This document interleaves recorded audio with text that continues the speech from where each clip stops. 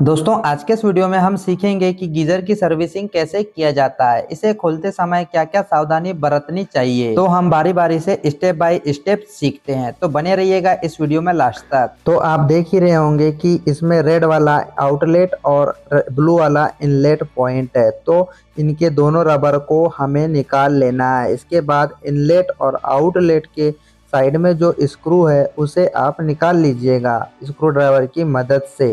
इसके बाद में गाइस जो हमारा टेम्परेचर वाला जो रोटरी स्विच होता है उसे भी आपको निकाल लेना है। इसके बाद आप देख लीजिएगा कि रोटरी स्विच के दोनों तरफ स्क्रू है, इसे रिमूव नहीं करना है। इसके बाद में जो ऊपर का ढक्कन है वह ऊपर आ जाता है। तो आपको इस प्रकार से बाहर आने के बाद आप देख लीजिएगा कि फोम है। फोम के बाद में आप देख लीजिएगा कि यहाँ पे गोल गोल स्क्रू लगे हुए हैं, यानी कि नट लगे हैं। तो इन नटों को हमें रिमूव करना होता है। इसके पहले हमें इन सारे कनेक्शनों को अलग करना होगा। तो सबसे पहले अपन ने क्या किया, फेज वाले को भी अलग कर दिया है और न्यूट्रल वाले पॉइंट को भी कॉइल से पहले अलग कर दिया है। इसके बाद में आप देख लीजिएगा कि अभी अर्थिंग वाले वायर में लटका हुआ। फिर आप देख रहे होंगे कि जो 100 पट्टी है वह ब्लू कलर में लगी हुई है। तो इसके सामने साइड में एक स्क्रू हुआ था, उसे हमने रिमूव कर लिया है और पीछे साइड में भी एक स्क्रू था, उसे भी रिमूव कर लिया है। अब यह इस बॉडी से अलग हो चुका है। तो इस प्रकार से आप देख लीजिएगा कनेक्शन वाले भाग को और 100 प्लेट को हमने बाहर कर दिया है। इसके बाद आपको ये जो नट लगे हैं इन्हें स्पिनर की मदद से रिमूव कर लेना है, यानी कि बाहर कर लेना है। तो हमने सारे नटों को स्पिनर की मदद से बाहर कर लिया है। इसके बाद में आप देख लीजिएगा कि इसके ऊपर में एक गोल राउंड सा प्लेट रखा हुआ है, तो उसे निकालेंगे तो उसी पे कॉइल लगा होता है। तो इस प्रकार से जब हमने कॉइल बाहर निकाला तो आप देख लीजिएगा कि जो नमक वाला खारा पानी होता है वह कॉइल में किस तरह से जम जाता है। तो हमें इसी की सर्विसिंग करना होता है। फिर हम कॉइल का सारा जो अभ्रक वाला जम गया है उसे भी साफ कर देंगे और इस टैंक के अंदर भी जो भरा होगा उसे भी हम साफ कर देंगे। इसके बाद में आप देख लीजिएगा कि इस प्रकार से इतना सारा अभ्रक मैंने कॉइल से साफ कर चुका है। इसके बाद में मैं इसे पानी से भी धोने लेके जाऊंगा, तो आपको भी धुल लेना है। तो अब आएगा मजा, ऐसा लग रहा है बर्तन धोने वाली फीलिंग आ रही है। तो आपको भी इस प्रकार से गीजर के अंदर पानी भर भर के इसे पलटाना है। तो इस प्रकार से आप देख लीजिएगा कि मैं भर भर के इसे हिलाकर सारा का सारा जो अभ्रक है उसे बाहर कर रहा हूँ। तो गाइज आपको भी इस प्रकार से इस सारे टब को और उस हीटिंग कॉइल को पानी से साफ कर लेना है।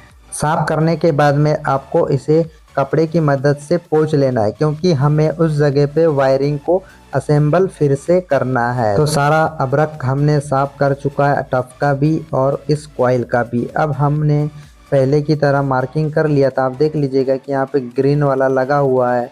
उसी मार्किंग के आधार पर सबसे पहले हम कॉइल को बिठाल देते हैं। आपको यह ध्यान देना है कि इस कॉइल के नीचे का जो रबर है वह बाहर नहीं करना है। सबसे पहले कॉइल का रबर लगा के वो लगाना है कॉइल वाला भाग। इसके बाद में ये जो चक्री है यह लगा था, तो इसे भी हम असेंबल कर देते हैं। इन नटों में होलों को मिला के अटैच कर दिया है। अब हम इसमें वाशर लगा के एक एक नट कस देंगे। तो आप देख लीजिएगा कि मैं एक एक करके सभी में वाशर लगा रहा हूँ। तो आपको भी एक एक करके सभी पे पहले वाशर लगा देना है। इसके बाद में जब आप इसमें नट कसोगे तो आपको लाइन वार से नटों को नहीं कसना है। आमने सामने के एक एक नट को धीरे धीरे टाइट करते हुए लेके जाना है। उससे क्या होगा कि यह बैलेंस में बना रहेगा और बाद में लीकेज की संभावना नहीं होगी।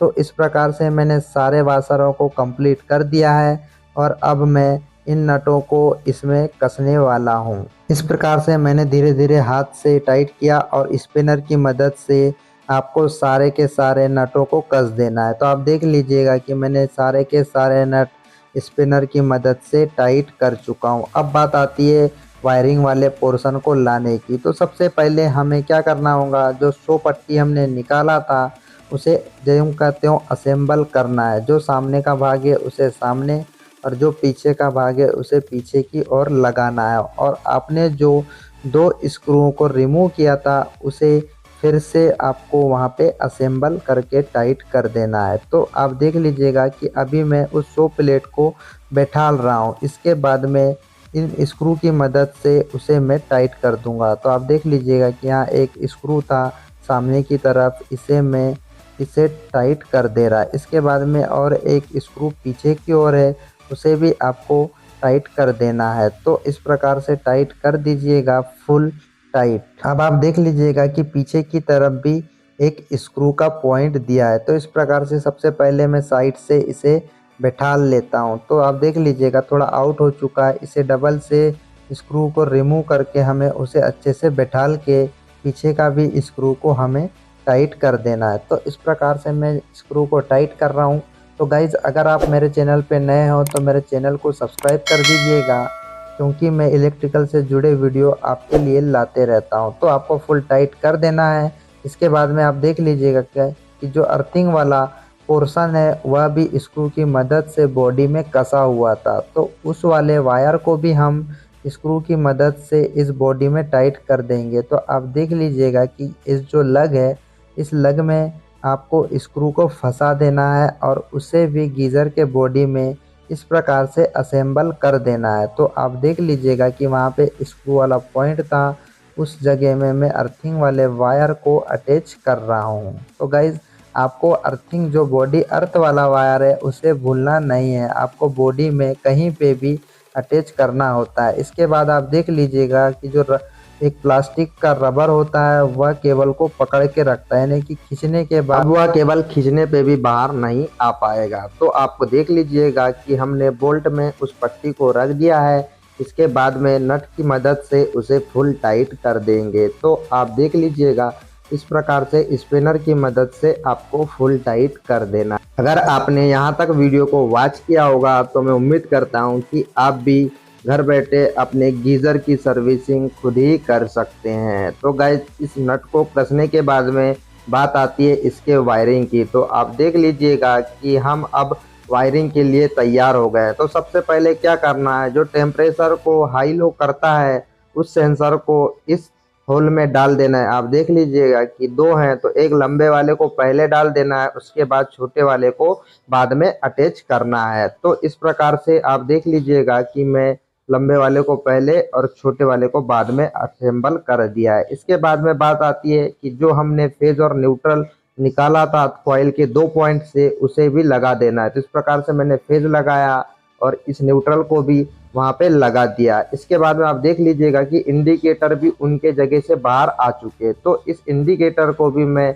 उस पट्टे में इस प्रकार से लगा दे रहा हूँ। तो आप देख लीजिएगा कि इस प्रकार से इंडिकेटर को भी मैंने लगा दिया है। अब हमारी जो वायरिंग है वह कंप्लीट हो चुकी है। इसके बाद में आपको इसे जैसे का तैसे बैठाना होगा। तो आप देख लीजिएगा कि सामने 2 खांचे होते हैं, सबसे पहले उन दोनों खांचों में बैठाना है और पीछे की तरफ पुश करना है। आप देख लीजिएगा कि सामने से मैंने असेंबल किया और पीछे से ढकेल दिया। इसके बाद में गाइज हम दोनों स्क्रूओं को फुल टाइट कर देंगे स्क्रू ड्राइवर की मदद से। तो आप देख लीजिएगा कि मैं इसे फुल टाइट कर दे रहा हूँ।